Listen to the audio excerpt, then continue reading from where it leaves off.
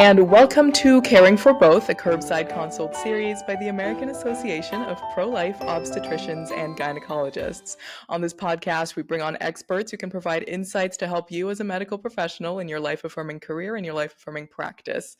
I'm your host today, Miriam Diallo, APLOG's Communications Manager, and I'm here today with two wonderful APLOG leaders. I got Dr. Christina Francis and Dr. Susan Bane. You'll recognize both of them, actually, from this podcast. Dr. Francis has guest hosted probably around 8 episodes so far, all of which I personally found thoroughly edifying and really educational. Dr. Francis is a board-certified OBGYN with over almost 2 decades of experience. She's also APLOG's CEO, an associate scholar at the Charlotte Lozier Institute, an abortion pill reversal network physician member, and a board member of Indiana Right to Life. She's spoken around the world on women's health and life issues, and her writing has been published in publications such as the Wall Street Journal, the Federalist, and Fox News. We also have Dr. Susan Bane on. Dr. Bane has also been on this podcast. She was a guest on our 3rd episode, if you guys remember that. She and her colleagues spoke about how pregnancy resource centers can help pregnant women in need. And she also co-hosted our STAT podcast with Dr. Francis on how to help maternal patients who have received prenatal diagnosis of trisomy 18. Dr. Bane is a board member here at APLOG, and she serves as the team leader for advocacy. She has practiced obstetrics and gynecology for 25 years, including in private practice at Greenville Obstetrics and Gynecology, and serving as a clinical professor at the Brody School of Medicine at East Carolina University. She is currently the medical director of 3 pregnancy centers in the Eastern North Carolina region, where she oversees the medical aspects of the centers and sees patients with unintended pregnancies. Dr. Bane also holds a PhD in kinesiology and has, like Dr. Francis, written extensively on the topics of women's health, pregnancy care, and more. Dr. Francis, Dr. Bane, thank you so much for joining us today. Thank you, Miriam. Absolutely. And yeah, as I have mentioned previously, we just published our last interview of what we designated as season 1 of Caring for Both. And we're just now getting ready to go on a break until March, when we'll start again with season 2. But before we do that, we figured the 3 of us would hop on here and exchange thoughts on the past season and also announce some exciting changes in the works for this next season. So Dr. Francis, Dr. Bane, why don't you start off with telling our audience what you think some of your favorite moments of this past season of the podcast have been? Sure. Well, and I have to start out too, because Miriam's not going to sing her own praises, I think. So I have to start out by thanking Miriam. For those of you who are enjoying the podcast, this was Miriam's idea to, as a way that we could stay connected with you all on a more regular basis and hopefully bring you information that's helpful to you in your practice or in your training, or even just as you're talking with friends and colleagues. And so, Miriam, thank you so much for getting this going. And I know we're really excited to share what's coming up too. But as I reflect back on this last season, I think one of the things I'm the most proud of is how relevant a lot of the material that we have covered is. And we really try to do that, think through, what are the things that you all as medical professionals need in your daily practice, that you need, like we call the podcast, a curbside consult on, those things that we've all called ourselves. I know I've texted Susan in the past and asked her what she would do in certain situations, and other members of APLOG I have as well. So I think a couple of the episodes that I think of that were really helpful to me, one was our 2-part series with Dr. Callum Miller, talking about, what policy changes or what policies in general impact abortion rates. And I think the reason it really stuck out to me, besides the fact, and I can say this because I know Callum and we joke all the time, besides the fact that he has a British accent and he's just nice to listen to because of that, I also really enjoyed the information that he shared, because a lot of it actually was new to me. Some of the studies that he went over about does increasing access to contraception actually decrease abortion rates? That's a common theme that we hear. And I thought he did a very good job reviewing the pertinent literature and bringing out things, again, that I wasn't even aware of before that, as well as, does increasing quote unquote welfare support, does that decrease abortion rates? So I think if you all haven't listened to those two episodes, I think, it may have been slightly, like, especially that particular one about the welfare assistance and does that decrease abortion rates? Maybe you don't deal with that when you're doing your rounds on your patients, but when you have your patients sitting in front of you who maybe need social supports and things like that, or you have colleagues that are talking about, we need to do this policy wise or that, I think that would be really relevant information. And then the other podcast 2-episode series that I really appreciated, and not because I was the host of it, but was the ones with Dr. Jeff Wright about PPROM. And the reason I thought that was really good was just because, again, it's such a timely issue that we are hearing so much about, especially pre-viability rupture membranes, and something that's being used to justify induced abortion for any reason. And so I thought it was a really helpful topic, not only to talk about because of its timeliness, but also because it is a tough situation for all of us who care for patients in that situation, to know how should we counsel them, what are the appropriate statistics to give them. So I would say those were my 2 favorite series. So when I think about it, the first thing I think about is, Miriam, your radio voice compared to my Southern voice. So we had, Dr. Miller and his British accent. Well, now you get a little Southern with me. But I also say thank you to you, Miriam, for your creativity and all the organization it took to put, together last season. For me, I learned so much from so many different people, and we're all lifelong learners. So continuing to learn, I think, really matters for us, whether you're a student who's learning a lot of things that maybe Dr. Francis and I learned 20, 30 years ago, or you're somebody who's been in the trenches for a long time. We can continue to learn and grow. For me, one of the episodes that really stuck out was episode 12 with Dr. Tyler Johnson, who is an emergency medicine physician and an Indiana state senator. And I think he really challenged me. I've not been public about my beliefs like I am now. And he talked about the fact that, a lot of us are working hard. We're seeing patients from a life affirming approach, but it's a whole nother step, as he said, to publicly then talk about it. And he really challenged us to think about the fact that it's really worth it. When we see an injustice, we can't just sit back. And Dr. Donna Harrison, who is our former CEO, she has said, courage is contagious. And it takes courage to do some of the things we do, particularly when some of our medical societies, some of our boards are threatening to us.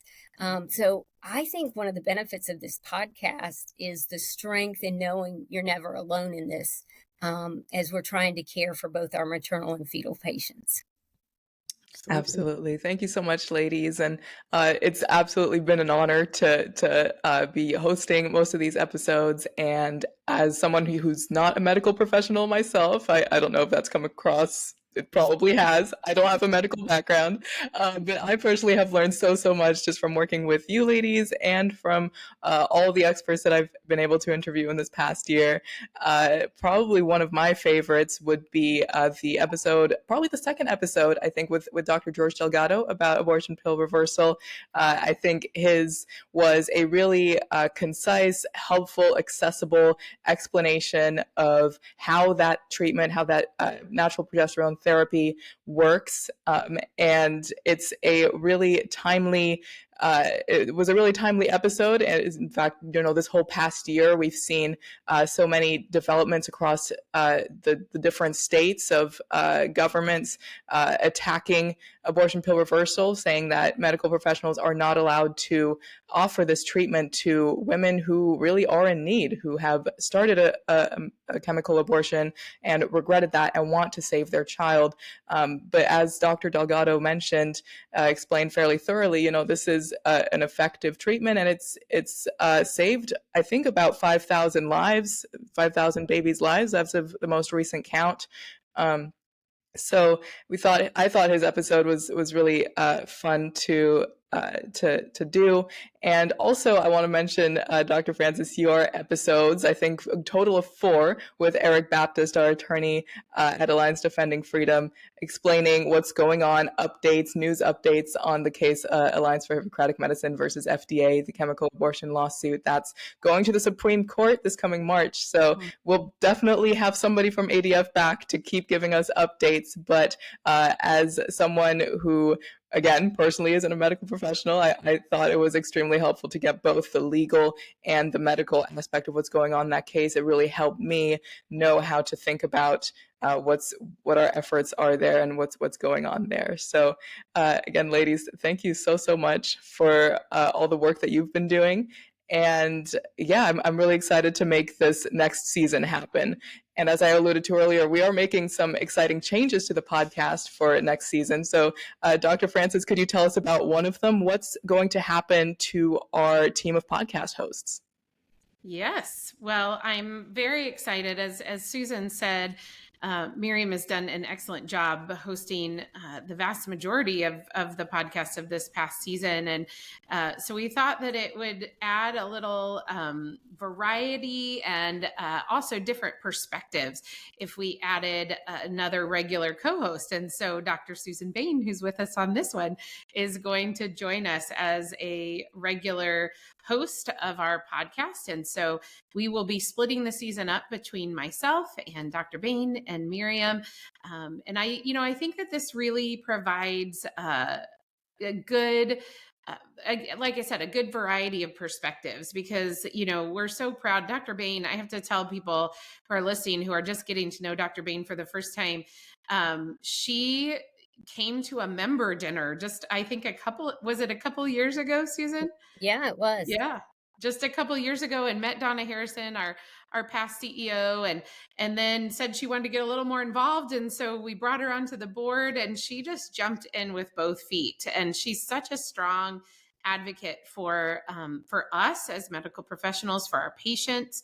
And she, like I said, just jumped in with both feet, was ready to go, and has probably regrets this, but has never said no to anything we've asked her to do. So she really has jumped in and become a dear friend of mine. I know a dear friend of Miriam's as well. And so we're just so excited, Susan, to have you on our team. Susan also is working with us a lot in our efforts to educate policymakers, to encourage other members to get involved with educating their own policymakers. And so I think she's going to bring a very unique perspective as another physician to the podcast, as well as being a medical director of 3 pregnancy resource centers. And so Susan really understands, how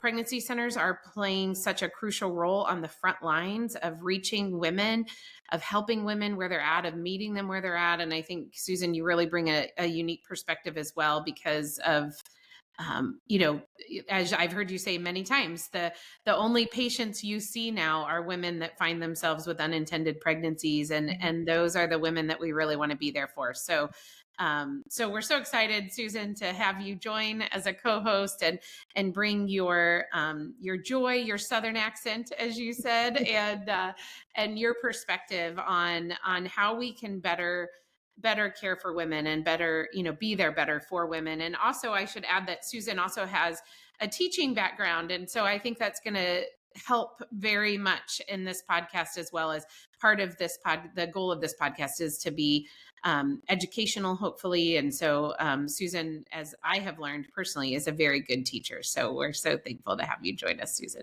Well, thank you.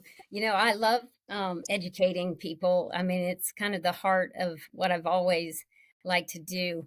But I also think one of the best things is I've listened to Miriam. I think Miriam's a great listener, and her questions are because she's a great listener. And so I'll keep practicing on that. I'm not sure my husband would say I'm the world's greatest listener, but I think that there's an art to it that I've learned from season 1 from listening to Miriam. Oh, well, I appreciate that. And as Dr. Francis said, Dr. Bane, I'm super honored, super excited to have you on this team. Yeah, Dr. Bane, she's exceedingly accomplished and will provide, as we mentioned, a third dimension, a third perspective to these interviews.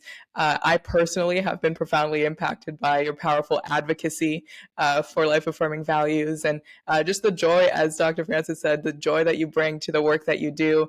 No matter what you're up against, no matter what you're advocating for, no matter the challenges that you're facing, you just have this attitude that I think really has inspired me in my work. So I'm really excited to share that perspective and share that attitude with the rest of our audience as we move into season 2. So yeah. Thank you. And Dr. Bane, there's another change to the podcast that we discussed, right? Would you mind telling our listeners where our podcast will be available in addition to the current outlets? Yeah, so YouTube. So you're going to be able to access us with our YouTube channel. So, this first season was pure audio, and you'll still have that option, but you can also have the video, which can make it more accessible and enjoyable to you, potentially to have the video. So I think as long as Miriam, you agree to be that introductory voice that's so nice, you got to keep doing that.